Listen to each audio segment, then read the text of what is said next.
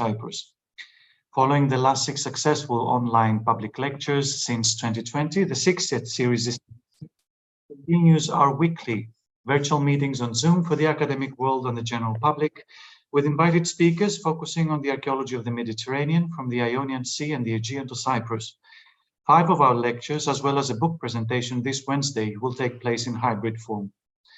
Before welcoming our today's speaker, and as I am sure most of you know already, I would like to inform you that one of the members of the Archaeological Research Unit left our group in July, however, for a very good reason. Vasiliki Kassianidou, formerly professor in environmental archaeology and archaeometry at the University of Cyprus, was appointed Deputy Minister of Culture of the Republic of Cyprus. Professor Kassianidou was elected lecturer at our institution in 1994 and was promoted to the rank of professor in 2013. She was a former director of the ARU and served our unit and the University of Cyprus for almost 30 years. Her decision was a brave one, I must admit. A distinguished colleague in her field and in Cypriot and Mediterranean archaeology is no longer a member of the academic staff, yet she's a huge win for the Deputy Ministry of Culture. Of course, she remains a good friend of the ARU and of all of us here, and I would like to wish her through our virtual podium success and the best of luck in her new duties. She has always been a devoted professional, and I am sure the Deputy Ministry is in absolutely capable hands. I'm also certain that Professor Kassianidou will still be a devoted fan of the ARU series and all its activities. Thank you very much for everything, Lina. It is my pleasure to introduce our today's speaker to open the 60th ARU Public Lecture Series, Christina Souyoudzoglou-Haywood, Adjunct Assistant Professor at the School of Classics, University College Dublin, since 2013. Dr. Haywood's first professional career was in conservation of archaeological artifacts, having obtained a degree in the subject from the Institute of Archaeology, University of London. Over the years, she worked as archaeological conservator at several museums, including the British Museum, Vaingrim Museum, Trinity College Dublin, and the University College Dublin, and at excavation sites in Italy, Greece, and Cyprus, having also undertaken major conservation projects for the Office of Public Works in Ireland. Meanwhile, she completed an MA degree in Aegean, Near Eastern, and Italian prehistory at the University of Edinburgh, followed by a PhD at the University of Liverpool with a thesis titled The Ionian Islands in the Bronze Age and Early Iron Age, an area study, supervised by Professor Chris Mee.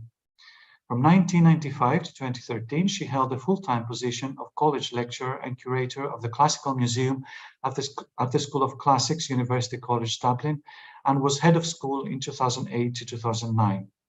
Between 2008 and 2012, she served as chair of the managing committee of the Irish Institute of Hellenic Studies at Athens and was appointed director of the institute in 2013, a position she held until last year. She has authored, co-authored, and edited 6 books, including the widely cited The Ionian Islands in the Bronze Age and Early Iron Age, which is going into a 2nd edition. The Ionian Islands, particularly the Bronze Age and Early Iron Age in Kefalonia, have remained her main focus of research. Her latest publication is The Archaeology of the Ionian Sea, Landscapes, Seascapes, and the Circulation of People, Goods and Ideas from the Paleolithic to the End of the Bronze Age, which came out in 2022 with Oxbow Books. The volume, which was co-edited with Christina Papoulia, is a collection of papers that arose from the Irish Institute conference by the same title in Athens in 2019. While curator of the Classical Museum in University College Dublin, Christina Haywood also developed an interest in classical collections and compiled databases of public and private collections in Ireland. This is how she came to study the Cypriot collections in the National Museum of Ireland and in University College Dublin, which resulted in a publication by the Leventis Foundation in 2004. Finally, between 2003 and 2014, she directed a diachronic archaeological field survey in the Livathos district of Kefalonia, the Livathos Valley Survey, with an international team of colleagues and students in collaboration with Andrea Soteriou and colleagues of the Kefalonia and Ithaca Effort of Antiquities. The survey was supported by INSTAP. The material is being studied by the various specialists ahead of its publication. Closing this introduction, I would like to kindly ask all the participants to keep their cameras off and their microphones muted. Should you wish to address a question or comment to our speaker, feel free to use the chat button on Zoom. You may also switch on your cameras after the end of the presentation to address your question directly to the speaker by raising your hand and unmuting your microphone. Dear Christina, we very much look forward to hearing all about the late Bronze Age archaeology of the island of Kefalonia in the 21st century. The floor is yours.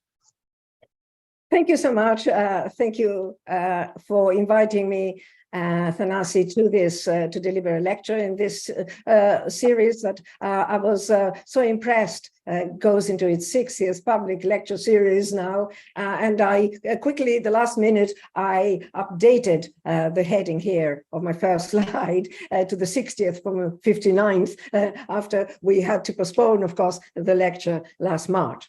Anyhow, here's my title, and I better start.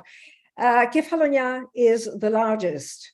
So now my slide is not moving forward, and why is that now? I can't get it to move. Why is that?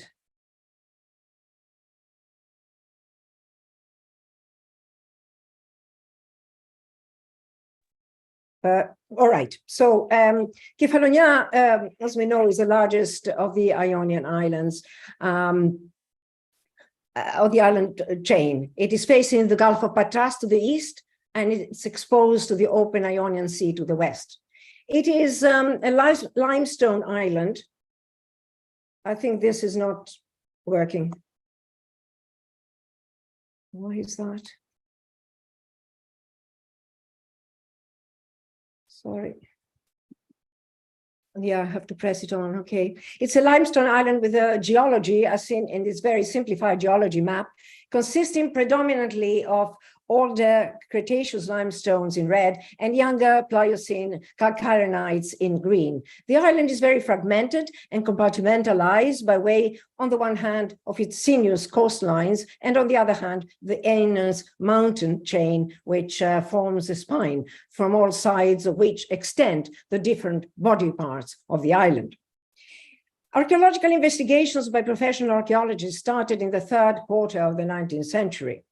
Three overlapping generations of Greek archaeologists, Kavadias in collaboration with Philadelphias, Kiparisis, Marinatos, spanning almost a century, mark this early stage of investigations of the island.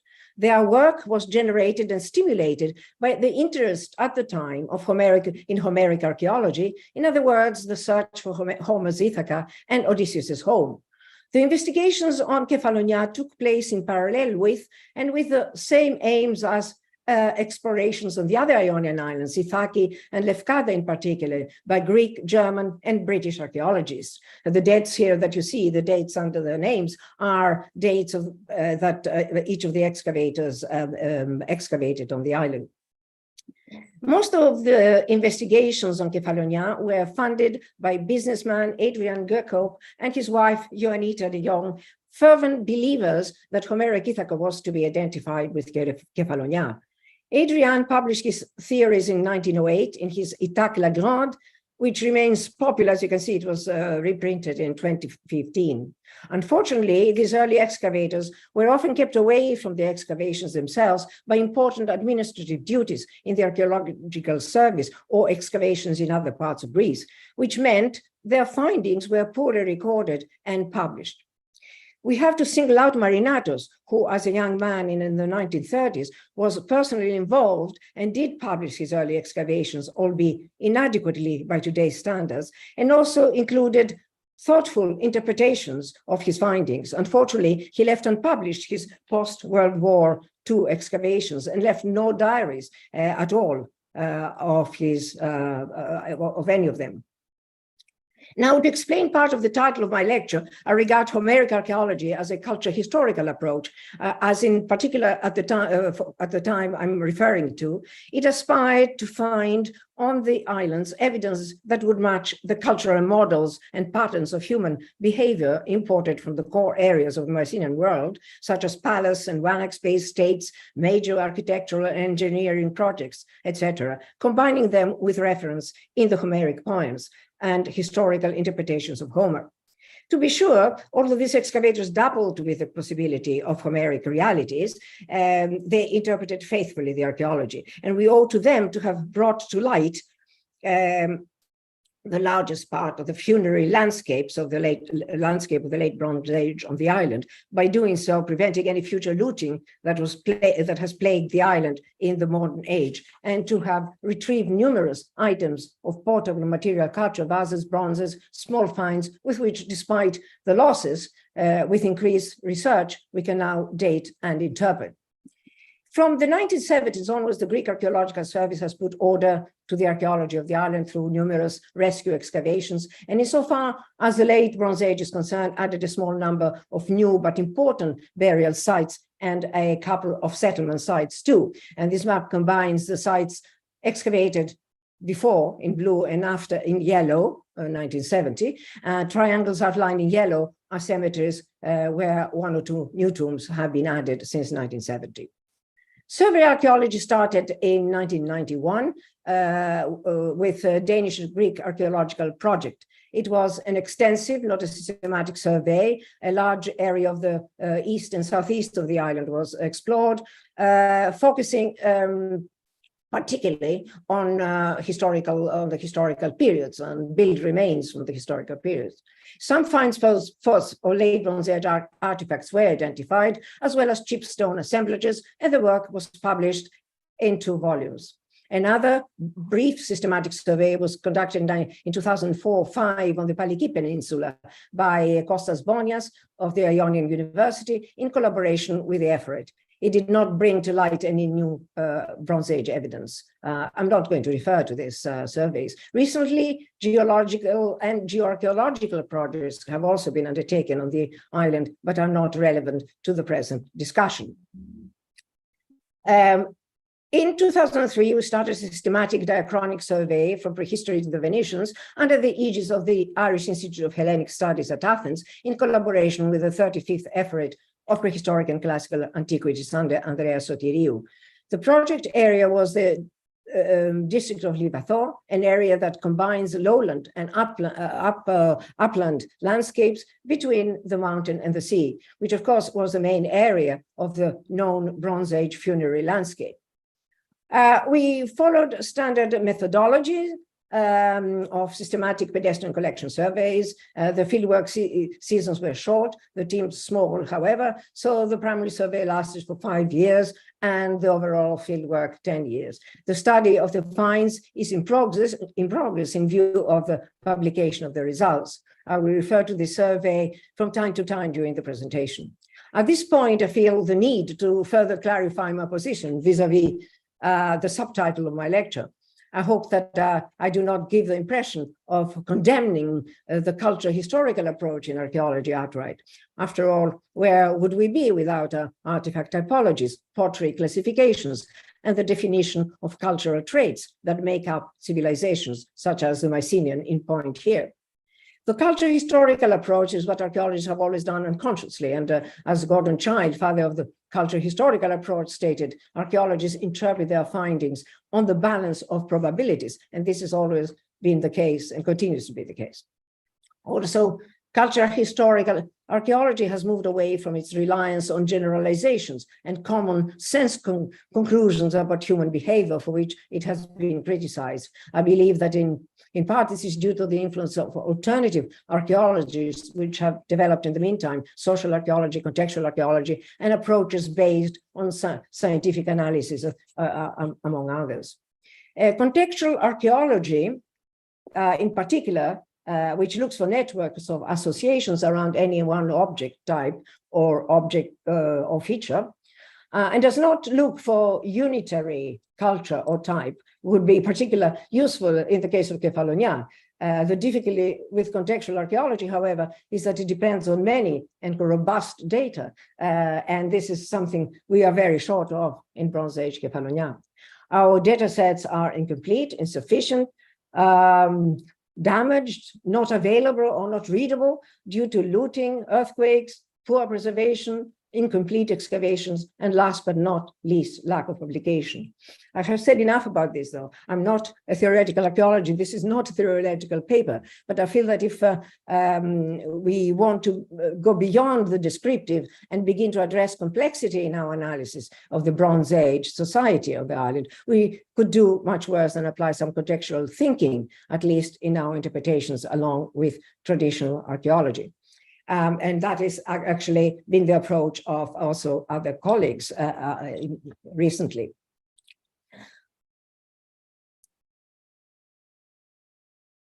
So with this in mind, in this lecture, we look at two topics that I think are fundamental for the understanding of the late Bronze Age societies on the island. Firstly, the adoption of Mycenaean culture, often called Mycenaeanization, and secondly, the social changes and social order in post-palatial Kefalonia. I will focus on two areas of the island, the southeast and the region, southeast of the island, the region of Poros, and the southwest, the region of Livathom. So to start with the adoption of Mycenaean culture, Desborough, so to pick up the threads, after the Marinatos excavations, the great Vincent Robin Darba Desborough was the first to look comprehensively at the material from the excavations of the Kefalonian cemeteries as part of his general study of the period following the collapse of the palaces, what we used to call the Dark Age, now the post-palatial age, or late Helladic 3C period when referred to pottery style, and tried to draw historical conclusions from it. Desborough dated the Mycenaean cemeteries to the post-palatial period. Marinatos had done so, by the way, as well, and in true cultural historical mode concluded that the introduction of the Mycenaean culture was due to migrants or refugees seeking refuge on the island after the palatial collapse on the Greek mainland. In other words, the Mycenaean culture was introduced en bloc by movement of people. Local characteristics such as handmade coarseware potteries, in here to the bottom right, typically made throughout the Bronze Age on the island, was linked with a surviving native population. His interpretation implied the complete absence of native agency in the process of the cultural change implied by Mycenaeanization. The theory is discredited today on two grounds: archaeological, the review of the dating of the pottery and the evidence from the recent excavations, and on theoretical grounds that do not support views of native population being passive receivers of a dominant culture. Colleague Yanis Voskoskas recently argued convincingly against mass migration of Mycenaeans to the island on these grounds. Regarding the traditional handmade pottery, which often copies Mycenaean shapes, it is an example of hybridity, and it is generally accepted today that the cultures of the peripheral areas are always hybrid cultures. Regarding the pottery chronology, which was the cornerstone of Desborough's hypothesis, although he recognized that some pottery from the tombs, examples of which can be seen on this slide as well to the left, was earlier than late Helladic 3C, he tended to regard them as the lingering of earlier styles into the post-palatial period because of the peripheral position of the island. This stylistic delay is not justified any longer, particularly after Penelope Mountjoy's monumental study of Mycenaean pottery across the Aegean regions, published in 1999. So how can we explain the Mycenaeanization of the island? Turning to the Zanata then region. Since Desborough's writing, important evidence has come from the area of Poros in the southeast of the island. In 1991, Lazaros Kolonos excavated a large, 7 meters in diameter, princely tholos tomb near the village of Zanata. Although thoroughly looted, the pottery reportedly dates its construction to late Helladic 382, and it seems that the most intensive period of the use of the tomb was during the palatial period. So the central deep cyst, believed to be the original grave, came a cache of small gold objects missed out by the looters. They are here in the inset, and although unpublished, they are widely known. Their eclectic character and distant connection, not least directly or indirectly with Minoan Crete, as you see here, but the bull's horns and the double axe in gold demonstrate the sophistication and trans-regional contacts of the individuals or group that built and used the tholos. Dr. Albanese, who from the University of Windsor, Canada, who is in the process of studying the human remains from Zanata, in his recent 2023 preliminary report, declared himself certain that all the individuals buried in the tholos, more or less 20, who range in age from children to very aged men and women, shared physical characteristics that show that they were blood relations. So this tholos was the family vault of an elite, which during the palatial period, on the balance of probabilities, must have exercised no mean influence in the area. I have suggested in the past that this elite came to play an important role in the region, not least by using the prominent Mycenaean culture and exotica to gain and manipulate power, and in so doing was instrumental in the Mycenaeanization of the island. Without, of course, underestimating the complex process, technological transfers, mobility of traders, builders, etc., that went with it. So this tholos was the family vault of an elite, which during the palatial period, on the balance period, must have exercised the main influence of in the area. So I'm sorry, I did say that anyhow. So moving on, a few meters from the tholos tomb, the image above, you see here, Colonus excavated a rectangular built tomb that had served as an ossuary and spanned the same period as the tholos tomb in terms of the grave goods. Dr. Albanese's preliminary estimate of the number of these burials in the tomb is around 100. One assumes to have been that they were members of the community related in one way or the other to the elite buried in the tholos, although they may have included, as the excavator believes, burials moved there from their original place within the tholos tomb. Now, a decade after the excavation of the tholos tomb in 2011, a few hundred meters north of it, at a location known as Riza Katsivelata, or Zanata Riza for short, a Mycenaean settlement site was identified and excavated by Antonis Vasilakis. The main Bronze Age face on the site consists of a large elliptical building. You see it here under parallel stone walls, you see.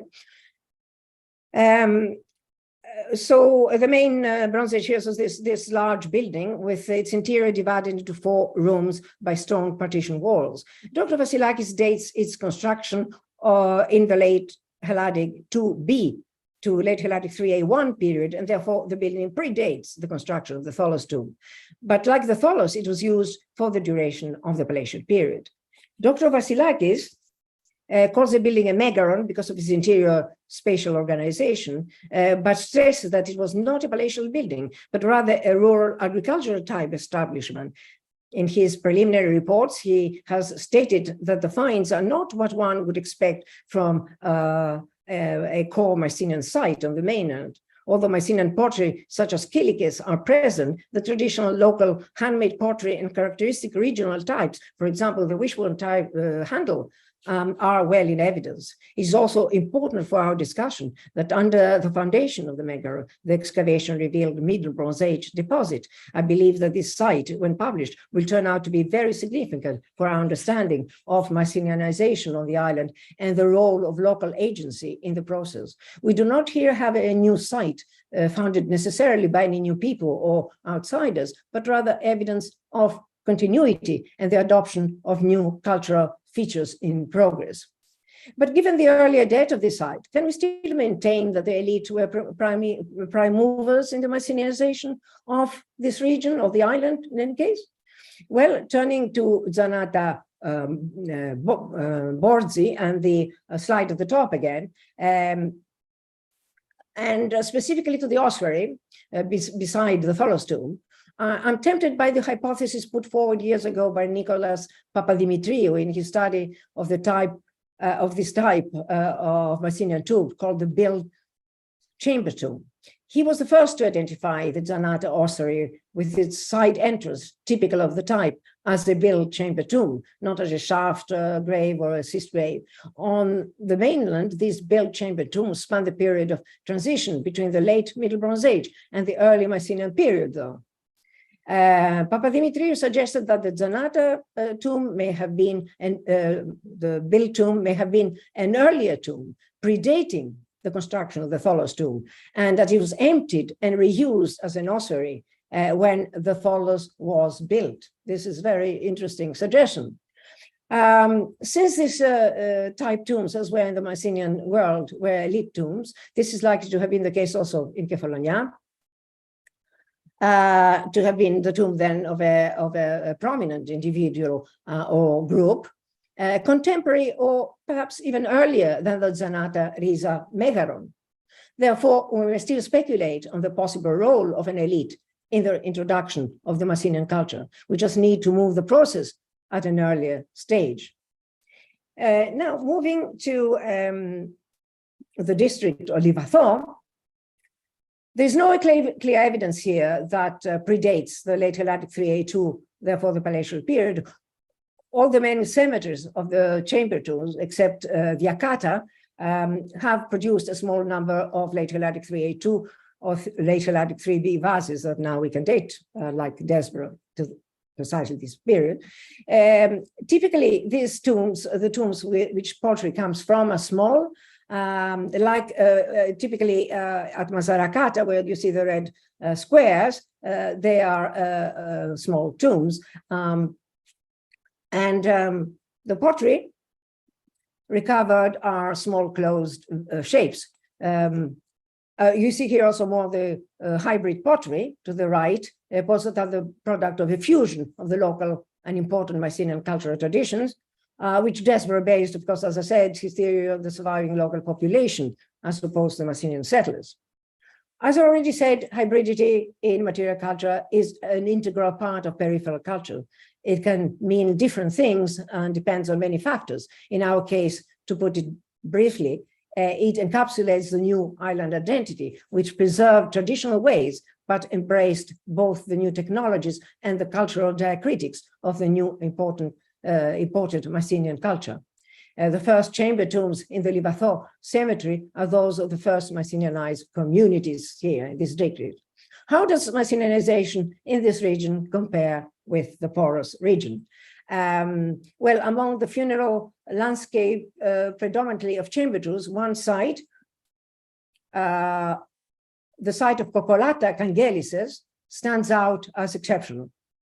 The site, which was excavated in 1909 by Cavadias, and that's his drawing on the left, is a complex one with various structures that deserve to be better investigated, recorded, and published. It was the location of two small Tholos tombs that you can see, the round structures. The tholoid built on top of rather megalithic late Middle Bronze Age schist tombs that you see here to the bottom right, were preserved in their first course only and are now not visible at all in the landscape. Rather than their monumentality or absence of, or the finds from them, although some are very nice, what is impressive is their sighting on a plateau close to water flowing, albeit seasonally, in a nearby ravine on one side, and panoramic views on all directions, including towards the mountains to the east and the plain and bay of Agrosoli towards the north.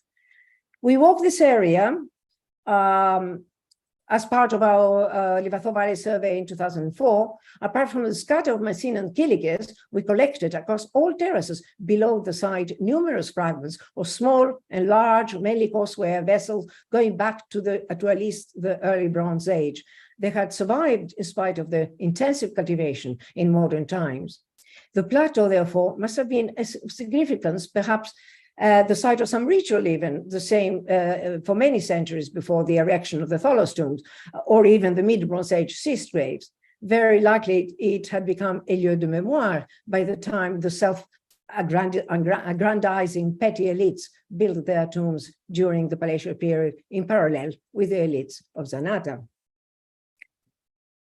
What the Livathor district already acquired, significance in this period, palatial period, unlike what was thought before, can now also be confirmed by a settlement site. Pagliastani Prosfoleica is perched on terrace ground on the slopes southwest of the Bay of Argostoli. It was partly excavated by the effort between 2010 and 2014 as a rescue excavation in short season directed by Andrea Sotiriou. The excavation revealed a large rectangular building and walls belonging to different phases of occupation. Unfortunately, only in a couple of trenches, the excavation went beyond the destruction layer. But geophysical survey has shown, and here you can see the excavated part and beyond the olive grove, so geophysical survey has shown that the site continues into the adjoining terraces.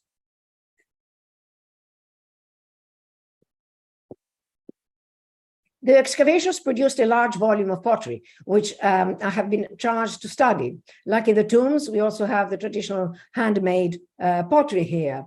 On the basis of my preliminary work, the occupation was most intensive in the post-palatial period, but there's albeit less in volume pottery that can be dated to the later Helladic 3A2-3B period. So the evidence matches that of the tombs. And to say that no tombs are associated with this settlement. Among the pottery is also imported pottery from the mainland and probably also from Crete. And I'd like the Minoan archaeologists here if they can have an input on the slide to the right. What the evidence suggests is that the palatial period, in the palatial period, this district was a secondary hub of Mycenaean culture adoption after Porus. The petty elites of Coccolata built their small phallus tombs emulating the prominent Porus elite. Imports and ideas may have come from Porus, but most likely mainly independently from the maritime connections via the Argostoli Bay. Yeah, I got ahead of myself, and this is what has our survey contributed in this scenario. We located the project in Livathor, although this had been greatly destroyed and much trodden landscape, in the hope of finding settlement evidence to match the tombs. Instead, our find spots are distributed across the region and are not related to the cemeteries at all. Moreover, the find where pottery is very little and difficult to date. More is our prehistoric horseware, but this is even less easy to date.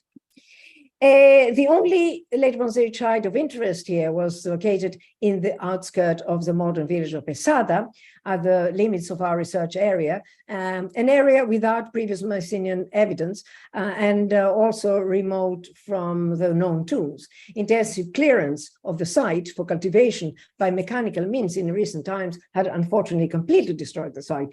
But the find showed that it is a diachronic settlement site from the Middle Bronze Age to Roman. Our impression is that the site is larger than the three terraces, hiding under adjacent agricultural land, roads or buildings, and we cannot date the only fragment of the wall that you see there anyhow. The very eroded Mycenaean pottery is not earlier than late Helladic 3A2, but cannot be dated more precisely. It is, however, interesting that it is preceded by a lot of mid-Bronze Age material, courseware in particular, and lithics. Had the site not been destroyed, we could have possibly explored here local agency in processes of Mycenaeanization. So before moving on to the second part, I hope that I have shown how in these two regions of the island, different but related pathways led to the adoption of Mycenaean culture, and in both local agency may have played and the local elites may have played leading part in the Mycenaeanization and the creation of Mycenaean identity in the island. And also that the process started at least a couple of centuries prior to the end of the palatial period, and was completed, we think, by the late Helladic 3A2, the palatial period. So social political changes and a new social order in the post-palatial period. So Desborough had in mind a rather untroubled island when he suggested the Mycenaean settlement was due to refugees fleeing the disaster zones for a safer place after the palatial collapse. We now know the collapse was much more complex than was thought in his days anyway, and the different regions of Greece were affected in different ways and degrees. We can tell, however, now that Kefalonia, and although the island had not been under palatial control, did not remain unscathed, and there is evidence for disturbance, discontinuity, and change. Looking at the two areas again, firstly at Poros, the Tholos tomb at Zanata, just a couple at the Tholos tomb, just a couple of built schist graves, bottom right here, may date to the period following the collapse, which suggests its use declined, at least declined, and stopped eventually. It is also interesting that Dr. Albanese, in his study of the skeletal material, identified many incomplete skeletons from the Tholos tomb, as well as bones that he believes were deliberately fragmented, which suggested that they might be the result of desecration. So possibly a turbulent end of the elite of Poros. Also, the adjacent ossuary was not used after late Helladic 3b. At Zanata Riza, top left, in the vicinity, the large megaron was abandoned around 1200. That is the end of the palatial period, according to the excavator. A small apsidal structure that was built on top, and you can see here the apse, lasted until, was used until the early late Helladic 3c. And from this, we may conclude that sometime in the transitional period between late Helladic 3b and late Helladic 3c, both the existing political authority in the region collapsed and habitation shrunk. So returning to the region of Livatho, which in the post-palatial period as it became the most populated area, the focus of settlement, the evidence of a break is less obvious at first sight, and the transition seems more nuanced. Nevertheless, the changes are clear. Looking first at the Tholos tombs of Kokolata and Yelis, which had been the burial place of, as we said, the petty local elite in the palatial period. In the late Helladic 3c, the site was used for some burials like the cemeteries of chamber tombs down below in the region. Burials were made within and outside the area of the Tholos tombs in roughly cut pits, which are not shown on Cavadias' drawing. I have suggested that in late Helladic 3c, the site and Tholoi were probably reused by a different group. Unfortunately, the lack of sufficient excavation and publication data is not helpful. But reading Cavadias' report, brief report, I should say, I now wonder also whether the Tholos tombs did in fact continue to exist as complete structures in the post-palatial period. Cavadias made reference to just one, as I said, course of stones, which in the case of Tholos tomb B was even incomplete. But he also refers to a collapsed part of the perimeter wall, the preserved perimeter wall of the tomb, which he believed was caused by pressure on the underlying slabs of the Middle Bronze Age schist, and you can see it here clearly. We do not know exactly when this might have occurred, but I don't think that it is far-fetched to hypothesize that Tholos B may have collapsed already and that the upper structure of both Tholoi was demolished probably when the site was reused for burials after the collapse. Do we therefore have here evidence of turmoil as at Poros? One reason why, unlike Poros, the region of Livatho continued to be occupied and eventually flourished may well be the lesser authority and control that the small-time chiefs had exercised during the palatial period. This may be suggested as well by the continuity displayed, as I said, at Pallia Stani Prospoleica, although we are not able to say if there was any destruction between the pre and post collapse period to have a proper scenario here, what happened. Certainly, there is no evidence of fire. The long walls that you see here of the rectangular building must represent the latest phase, and therefore the late Helladic 3C phase. And from my study of the pottery, the occupation spans all the phases of late Helladic 3C. But it's mainly the funerary landscape that provides us with evidence about the changes in society and social order in the post-palatial period. So the cemeteries of chamber tombs of Masarakata, Lakithra, and Metaxata all continue to be used in the late Helladic 3C period, and the cemetery of Yakata was also added in this period. But there's hardly any pottery from the tombs dated to the first phase and little to the second phase of the period. A very small number of tombs was therefore either newly carved or newly burials. Very few new burials were made in the first 2 or 3 generations of the post-palatial period.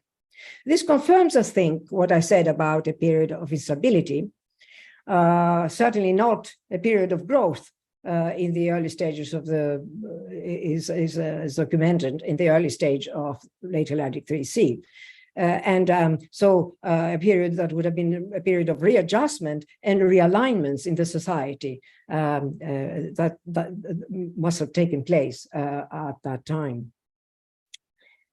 But after the transitional period, great changes occurred.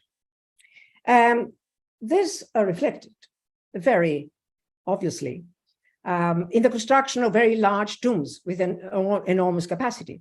The change from the small tombs to the larger ones is very evident at Masarakata. You see the older ones are to the left of the plan and the later ones to the right.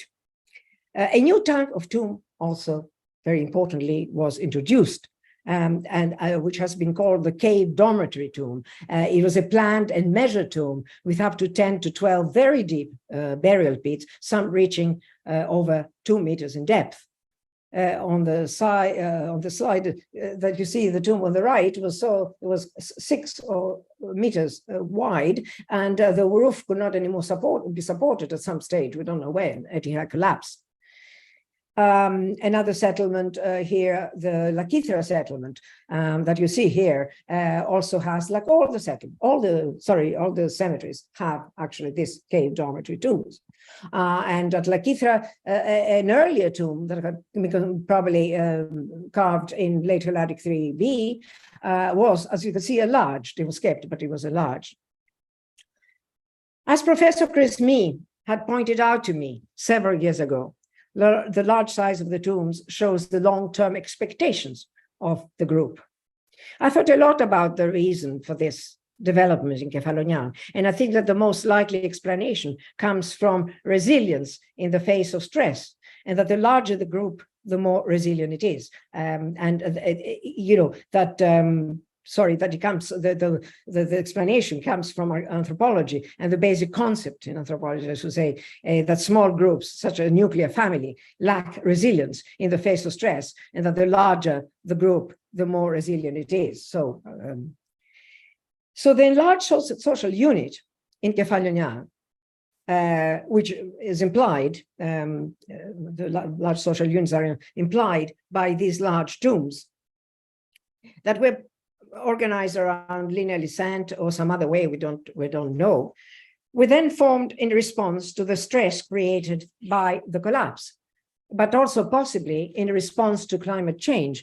And I want to hear that this is an old theory of climate change at this time that brought about the collapse, but it has been revived by new scientific studies, paleoclimate, and I'm pointing here the recent papers by Eric Klein and Barry Molloy. And so as a contributing factor anyhow. So these communities, for which we have no associated sentiments, as I said, and which looked at their future in such a positive way, were structures with reference to the earlier Mycenaean past, but also according to new models, which either came from or were developed alongside neighboring areas in Western Greece, and in particular in the Peloponnese, and especially Achaea, and all the regions that were all part of what we call the West Greek Koine. It is very likely that we have lost many significant artifacts from the tombs through their removal from time to time or through looting.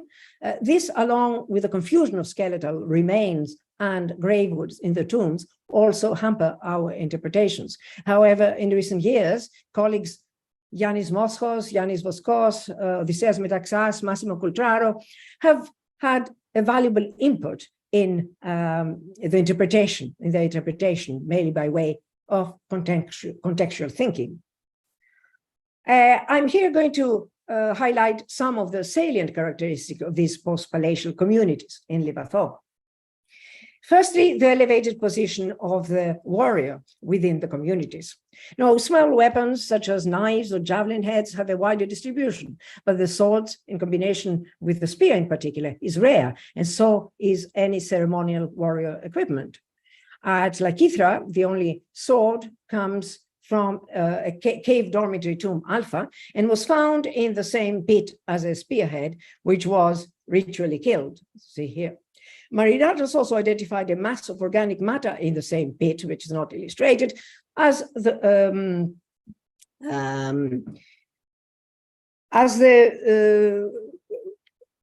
he suggested that these were the remains of a wooden shield. And this was found in the same pit as the weapons. It is therefore likely that we have the burial of a fully dressed warrior here to compare with the better preserved warrior burials from the post-palatial tombs elsewhere in Western Greece, in particular Elis, and in particular in Achaea, which in general agreement single out the warrior as a high-ranking individual in the communities. From the same tomb, but a different pit, came the sheet gold cover of a dagger handle, which you see in the left here. If insignia dignitatis is too strong a word, it was a ceremonial weapon, not used in battle in that sense. It also has transcultural connotations in its pattern design, and we shall see this in a while. We also owe to Yannis Moschos to have identified a helmet of a warrior of a type known from finds in Achaea. Moschos reconstructed it from the studs characteristic of these helmets and sheet bronze fragments, which Marinatos had thought were parts of a bronze vessel. It is believed that these helmets, which were worn by the infamous sea peoples, were symbols of authority, underscoring the social order that is played out in the funerary context here. The reason for the prominence of the warrior is not just tradition, but the realities of the time. John Angel, the physical anthropologist who examined the cranial remains from Marinatos' excavations, has concluded that about 30% of male individuals had cranial injuries could have been attributed to weapons. One does not exclude other contexts such as warfare, and so on. But given the absence of fortifications and the low-lying situation of settlements,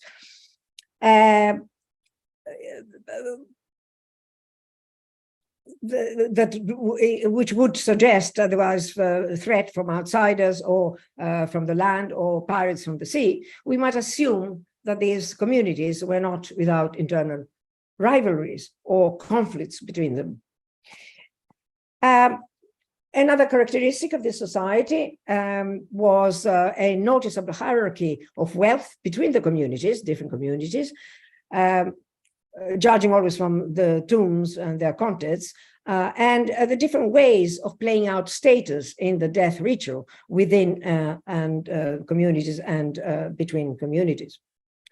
At Lakithra, but also at the cemetery of the Akata, the tombs contain several pieces of wine-drinking tableware, kilikes, and craters, a larger number compared to other tombs in the region, but also elsewhere in the Mycenaean world. Some craters are very large in size, and all are richly decorated.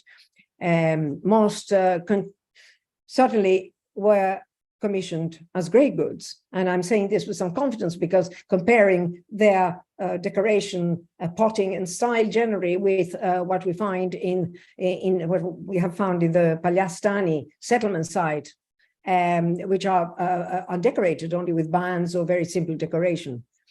The symbolism of wine, wine drinking and symbolic activity in palatial Mycenaean society has been extensively researched and discussed by a number of scholars in recent years. In the case of post-palatial Lacythra, it's clear to me that such vessels placed in the graves of individuals, whether used to reenact symbolic activity at the gravesite, which is a possibility, or not, served to showcase and validate the elite status of certain members of the community by their association with an activity characteristic of the palatial period elites. So this type of activity is also manifested, I believe, in the only other settlement site in the region outside Pagliastani that I showed you. It was excavated by Marinatos, and dozens of calyx stems were found there, along with other tableware. And they were recovered in a large rectangular building that you see here, which had no partitions at all. We carried out both intensive collection and geophysical survey during our project at that site. The geophysics did not pick up walls, however, that would suggest that there were other buildings there. So in spite of what Marinato speculated, that was an isolated building. And I have suggested that this was probably not a dwelling, but a building with communal function that involved the activity of banqueting, wine drinking, and so on. So this, as it may be. And another category of grey goods that I believe were used by the new elites to make connections with a glamorous Mycenaean past is antique jewelry, right? Now, 3 gold items of jewelry from Lacythra, tombs Alpha and Vita, to the right, stand apart from the jewelry of semi-precious stones, glass, etc., but also from other ordinary gold jewelry that you see here in the left. The reason is that these fine items were at least 200 years old, antiques, by the time they were buried in the Lacythra tombs. They all have good 15th century and 14th century parallels, 14th century in the case of the spiral necklace, among jewelry from wealthy or princely tombs at Mycenae, Pylos, Vathio, etc. In the 12th century, these were not just added value objects, therefore, because of their delicacy and technical excellence, but also because of their association with the glamorous Mycenaean past. Last but not least, then, for the understanding of this period in Kefalonia are the Western exotica and entangled objects. These are an eclectic collection of small artifacts of gold, copper alloy, and amber.